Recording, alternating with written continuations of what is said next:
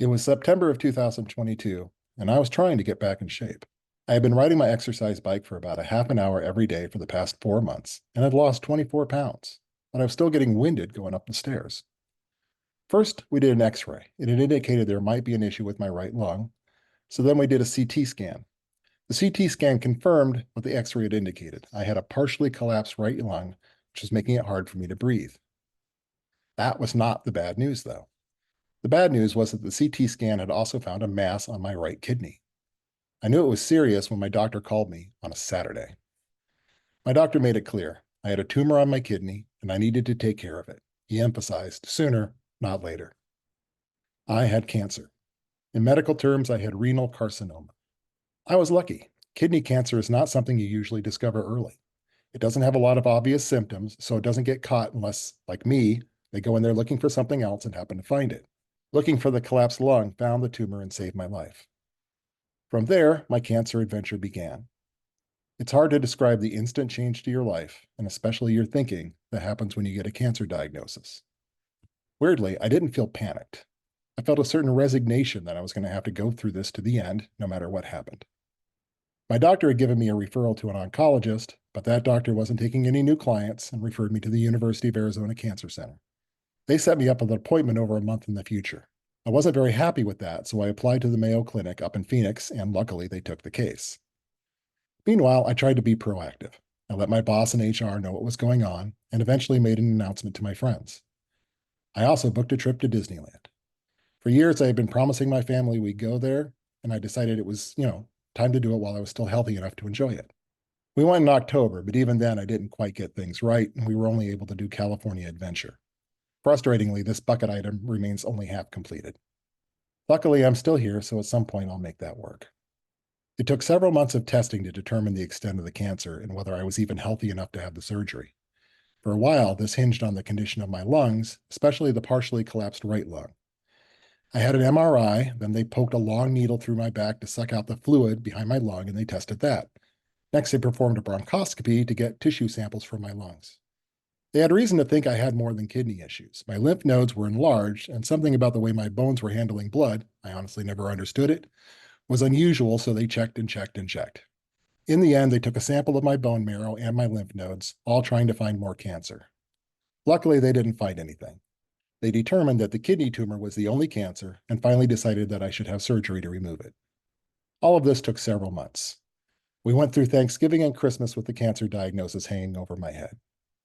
I guess when something like that is happening, you can either get angry or appreciative. I was never angry. In fact, a certain sense of calm set in. All of the problems were minor problems compared to the cancer. It was hard to worry about work or the budget or the minor inconveniences I would normally obsess over. I had a focus to my thinking. While there are no obvious symptoms of kidney cancer, there were subtle ones. The biggest was exhaustion. I was sleepy all the time. I slept 10 hours a night and had at least 1 or 2 naps during the day. I stopped doing the exercise bike because I couldn't muster the energy to get on it.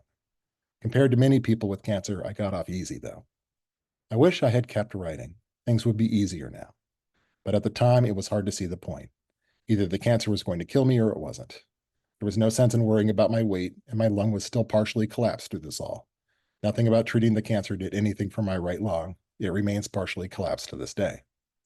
Finally, they set a date for my surgery, February 28th of 2023. Knowing they were moving forward with the surgery gave me a bit of relief and a timeline. It also gave me a new worry. I knew I was in good hands with the Mayo Clinic, but removing a tumor from your kidney is not minor surgery.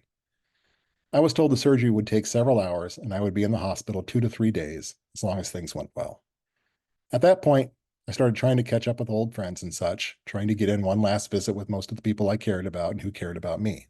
I didn't think I was going to die, but my experience with hospitals has always been iffy. My mother went in for what was supposed to be a relatively standard aortic bypass and ended up in a medically induced coma for 4 months. My sister went into the hospital with stomach cancer and never made it back out. I knew that there were risks, especially with an overweight diabetic patient who isn't breathing at his best. As is clear now, the surgery was a success. The tumor was removed and I'm still here.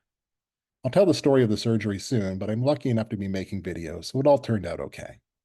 The main thought I want to leave you with, though, is that when you have cancer, it takes up all the space. I had 2 or 3 things that were worrying enough to spend a bit of time on. but it was nothing compared to before the cancer. Most of the old hassles in my life just didn't matter. In many ways, it was the healthiest I felt mentally in a long time. The problem with that singular focus is, what do you do after the cancer stops being the main thing in your life? That's something I'll discuss later at some point too, because it is a big adjustment, but I don't make long videos, and that's enough cancer talk for today. Now on to today's numbers. Today is day 15 of my health journey. It's another good news sort of day with one thing to truly celebrate. I'll start with that. My morning blood sugar reading was 99. 99 is in the normal range, if only just barely. It's my first reading in the normal range since I started the health journey. This is a good positive sign that the steps, literal steps, that I am taking are paying off. Speaking of steps, yesterday I took 13,666 steps and burned a total of 1,086 active calories. I also watched a bunch more videos about the 10,000 step goal, including Wheezy Waiter, who's one of my favorite health YouTubers. His 10,000 step experience was very encouraging. He doesn't have the massive amount of weight to lose that I do, but he definitely saw progress walking. I'll put a link to his video in the comments. For me, the 10,000 steps a day method has been working great. I won't give it all the credit, but today's weigh-in was 310.4 pounds, down again. This represents 7 days of steady weight loss, which is amazing. I'm well aware that the weight can fluctuate, and these results won't hold true every day.